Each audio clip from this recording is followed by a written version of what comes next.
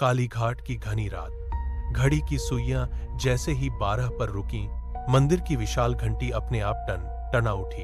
अर्जुन, रोहित, समीर और निखिल ने भारी लोहे के मंदिर के दरवाजे को धक्का दिया। वह जंग खाई धातु की चरचराहट के साथ धीरे धीरे खुल गया। अंदर का दृश्य देख चारों ठिठक गए। सैकड़ों दीपक जल रहे थे, जबकि वहां हवा का एक झोंका तक नहीं था। लौ स्थिर थी, जैसे किसी अदृश्य शक्ति ने उन्हें थाम रखा हो।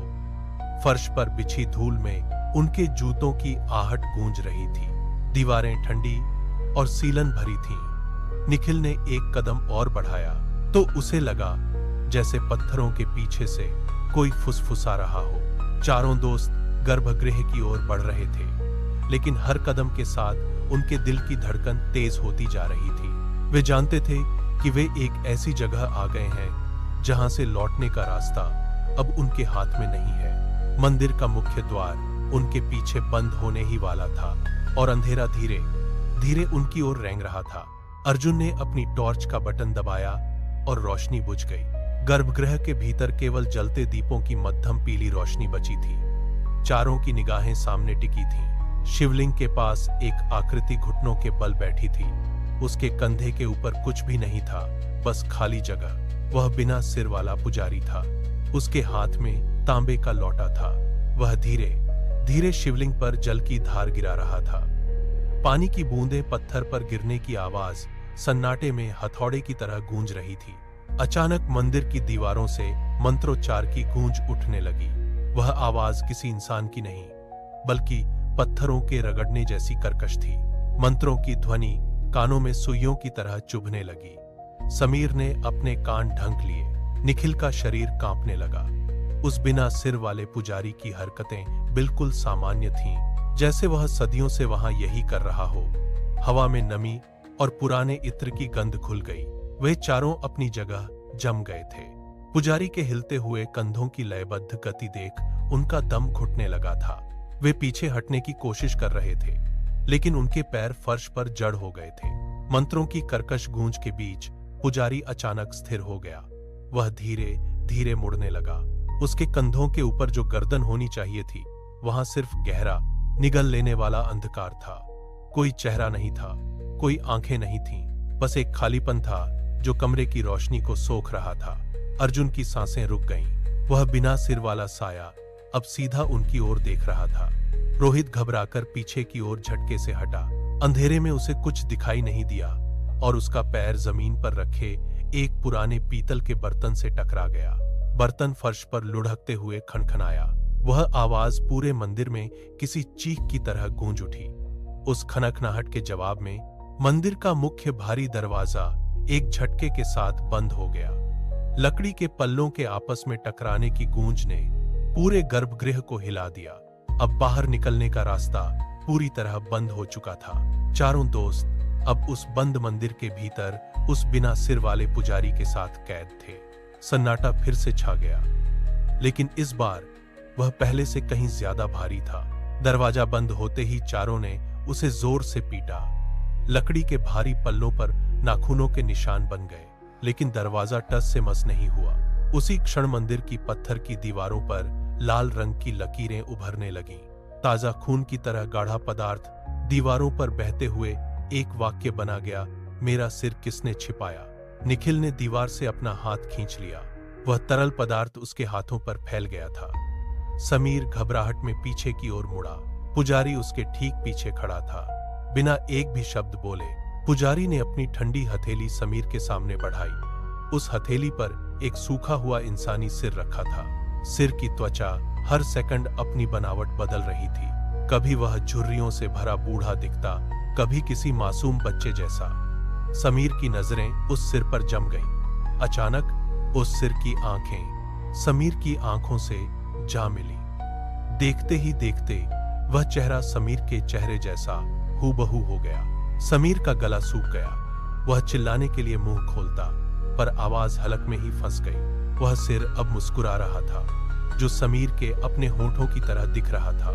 समीर की चीख मंदिर की छतों से टकराकर वापस लौटी। उसका शरीर अचानक हवा में ऊपर की ओर खींचने लगा, जैसे कोई अदृश्य ताकत उसे ऊपर खींच रही हो। उसके पैर जमीन से उखड़ गए। तभी एक काला घनीभूत धुआं फर्श से उठा और समीर को पूरी तरह लपेट लिया।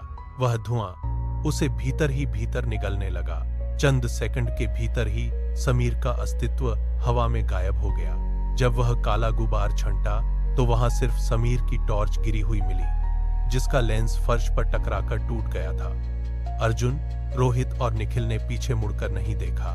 वे तीनों मंदिर के पिछले अंधेरे रास्ते की ओर पागलों की तरह दौड़े। उन्होंने संकरी गलियों को पार किया, पत्थर की सीढ़ियां चढ़ीं और बाहर निकलने की उम्मीद में एक बड़े द्वार को लांघ गए। लेकिन जब वे बाहर पहुंचे तो वहां कोई जंगल नहीं था।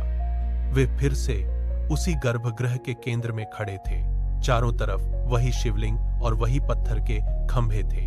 वे जिस रास्ते से बाहर निकले थे वही रास्ता उन्हें वापस उसी मौत के जाल में ले आया था।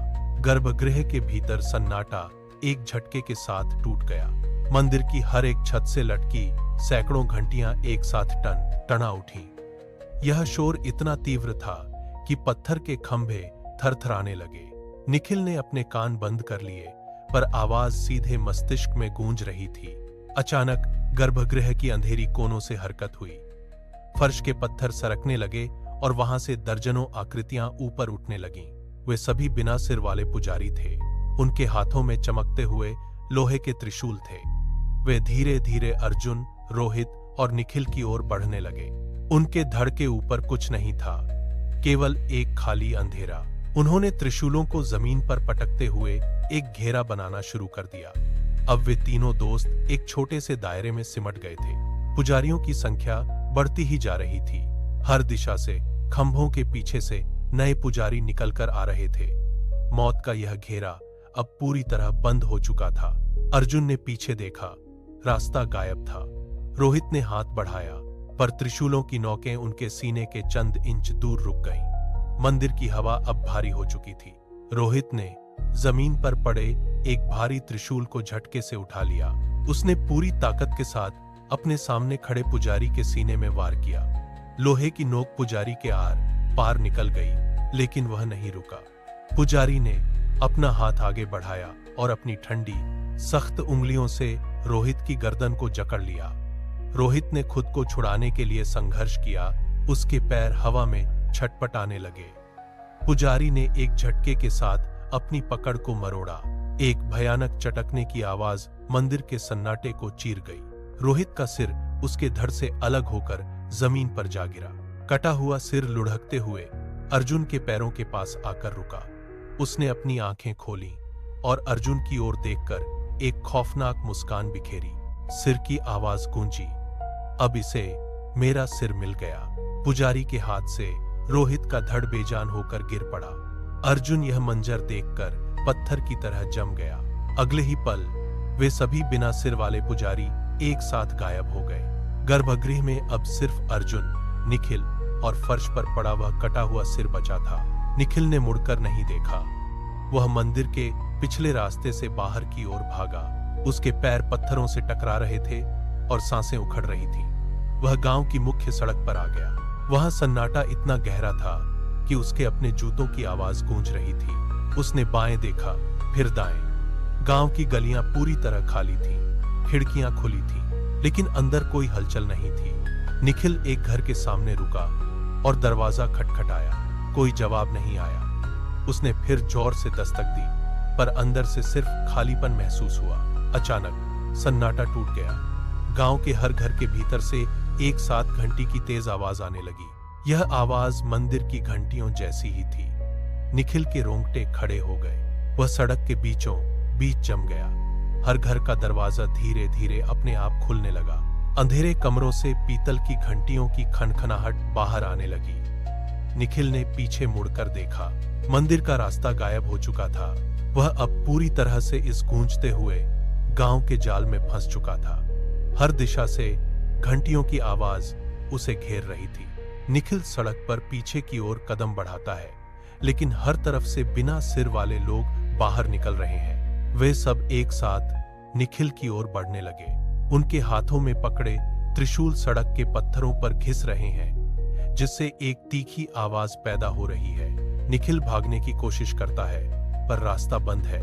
हजारों की संख्या में वे बिना सिर वाले लोग उसे एक घेरे में ले लेते हैं। भीड़ के बीच से वह मुख्य पुजारी धीरे धीरे आगे बढ़ता है। उसके पास कोई चेहरा नहीं है, सिर्फ गहरा अंधकार। पुजारी निखिल के ठीक सामने आकर रुक गया। वह अपना हाथ उठाता है और निखिल की गर्दन पर अपनी ठंडी, सख्त उंगलियों का दबाव बनाता है। निखिल कांपते हुए घुटनों के बल जमीन पर गिर पड़ता है। पुजारी की गूंजती हुई आवाज सीधे निखिल के दिमाग में गूंजती है, अब तुम्हारा सिर मेरा होगा।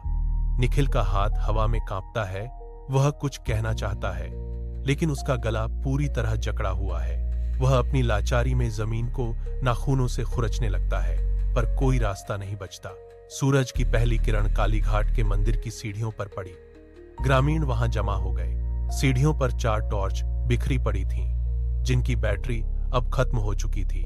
उनके पास ही 4 जोड़ी जूते धूल में सने हुए थे, जैसे कोई उन्हें वहीं छोड़कर ओझल हो गया हो। ग्रामीणों ने कांपते हुए मुख्य द्वार को धक्का दिया। वह भारी लोहे का दरवाजा अब पूरी तरह शांत था। गर्भगृह के भीतर पहुंचते ही सबकी नजरें शिवलिंग पर टिकीं। वहां एक नया पुजारी बैठा था। उसका धड़ पूरी तरह स्थिर था, लेकिन उसके कंधों पर कोई सिर नहीं था। वह बिना किसी हलचल के शिवलिंग के सामने बैठा था। मंदिर की छत से लटक रही पीतल की घंटी अपने आप जोर जोर से बज रही थी। किसी ने उसे नहीं छुआ था, फिर भी उसकी टनाहट पूरी घाटी में गूंज रही थी। ग्रामीण पीछे हटने लगे, लेकिन घंटी की आवाज और तेज हो गई। मंदिर का मुख्य द्वार एक बार फिर अपने आप बंद हो गया। भीतर का अंधकार गहराने लगा और मंदिर की वह पुरानी घंटी अब भी बिना रुके बजती जा रही थी।